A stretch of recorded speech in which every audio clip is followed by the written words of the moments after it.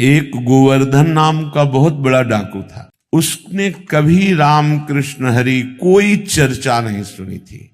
कुल परंपरागत वो ऐसे चोरी का काम करना, हिंसा का काम करना ऐसे, पर भगवत कृपा से उसका नाम गोवर्धन ऐसा नाम पड़ा था, बड़ा परम पावन नाम। एक दिन राज कर्मचारी उसकी पीछा कर रहे थे, क्योंकि वो चोरी वहां किए थे। तो सत्संग हो रहा था, तो करमैती बाई के पिता वो सत्संग कर रहे थे, बड़े उच्च कोटि के महापुरुष थे। वो उसी कथा में आके बैठ गए। कथा वृंदावन बिहारी लाल की हो रही थी कि लालजू महाराज को आज मैया जब गौचारण के लिए गोविंद जा रहे हैं तो बहुत सुंदर श्रृंगार किया है। आज मोर मुकुट स्वर्ण के मुकुट के ऊपर विराजमान किया।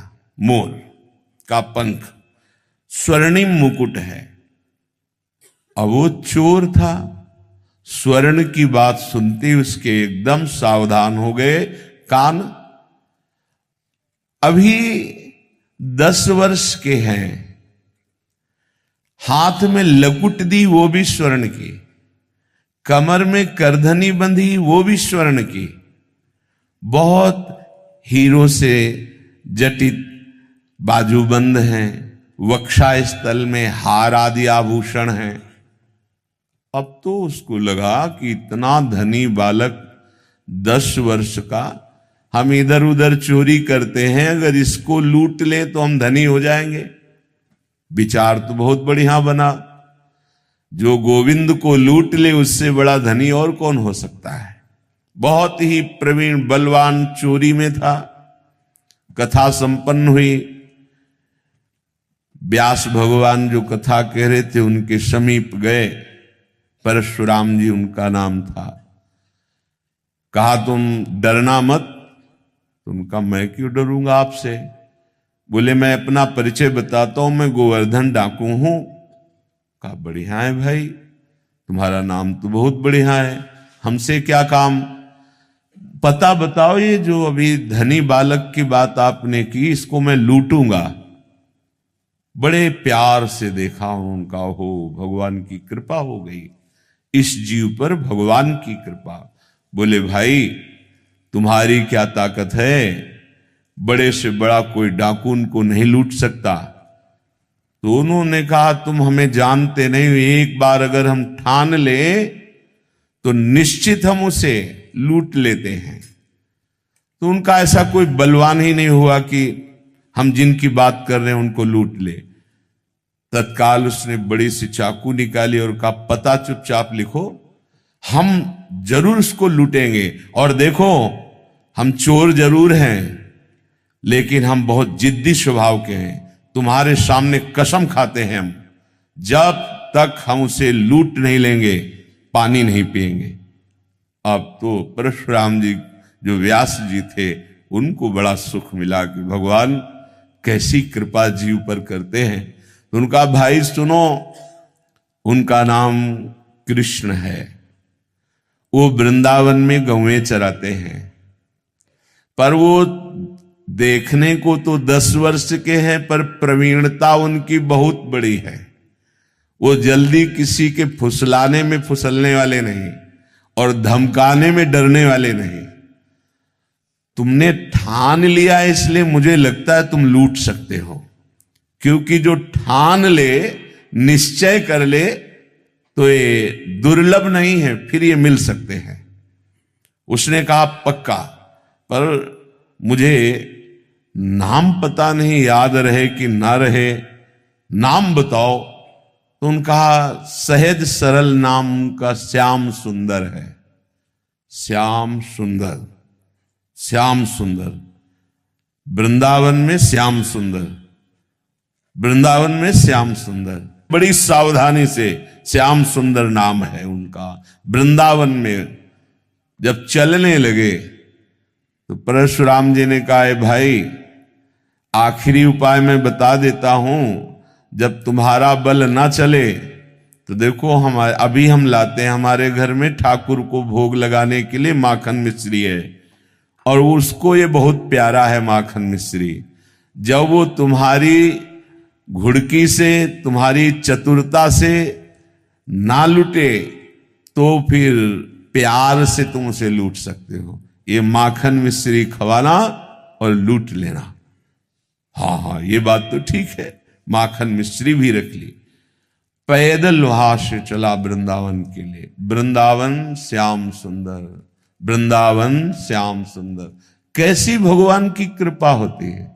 नाम जब शुरू, नामी के धाम का स्मरण, और वही भावना करता जा रहा है। ऐसा मुकुट पहने थे, ऐसा हार पहने थे, ऐसी बाजूबंद थी, ऐसी करधनी, ऐसी, ये सब हमको लूटना है। बड़ा प्रसन्न, पानी भी नहीं पिया। अब जब वृंदावन में आया, अब वो पूछता है कि श्याम सुंदर यहां गौएं कहां चराते हैं। लोगों ने समझा बावरा है, ये पागल हो गया है, क्योंकि वो तो द्वापर में भगवान प्रकट हुए थे, वो लीला की थी गौएं चराने की। अब इस कलयुग में कहां ऐसा। तो किसी ने ना तो परिचय बताया, उसको लगा गौएं तो कहीं जंगल में चराते होंगे। तो ब्रजमंडल में जहां जहां लता पता वृक्षों के समुदाय, वहां देखता तो गौएं दिखाई देती, पर वहां कहीं जैसा परिचय बताया था वैसा गोप चरवाहा नहीं दिखाई देता।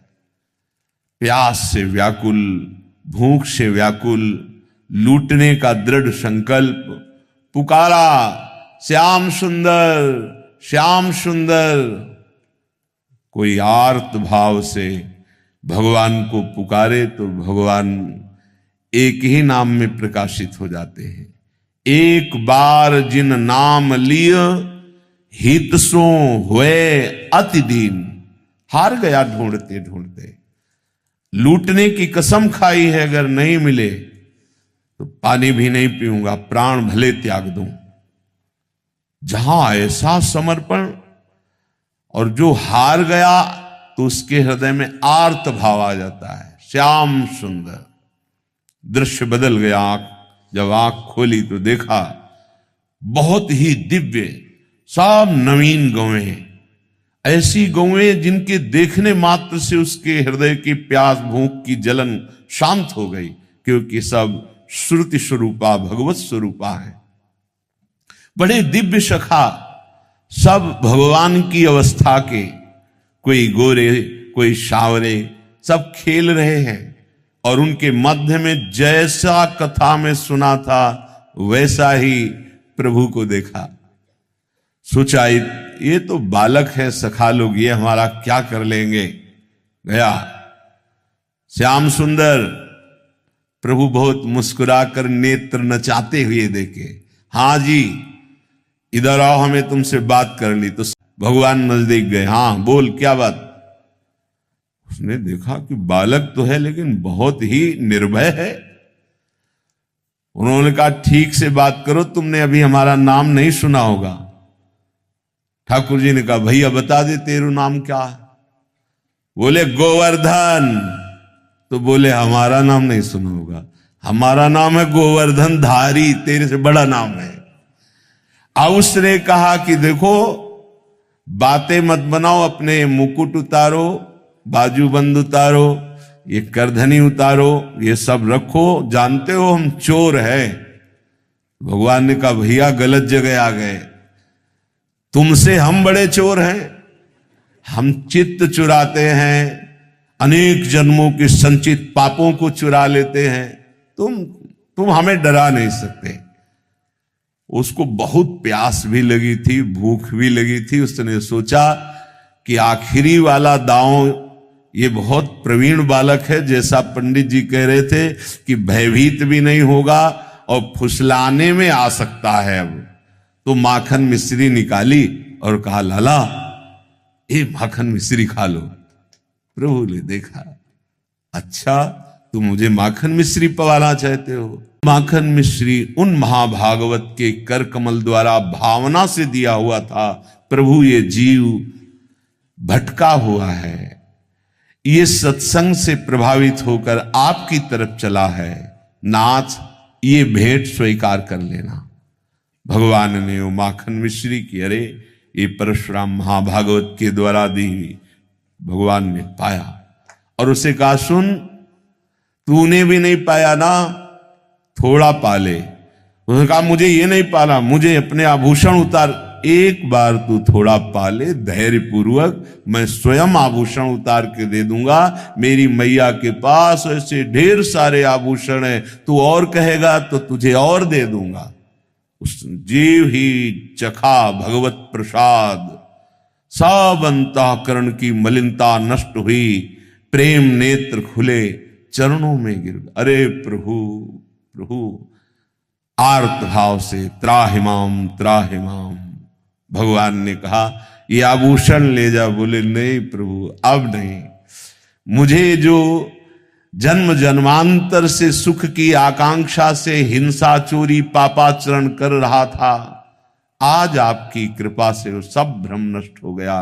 हे सुख सिंधु प्रभु, अपने चरणों से अब कभी विलग्न मत कीजिए। भगवान ने उसे अपने नित्य सखा के रूप में, अर्थात उसका शरीर पूर्ण हुआ और वो नित्य सखा स्वरूप होकर सदैव सदैव के लिए गोविंद की सेवा में।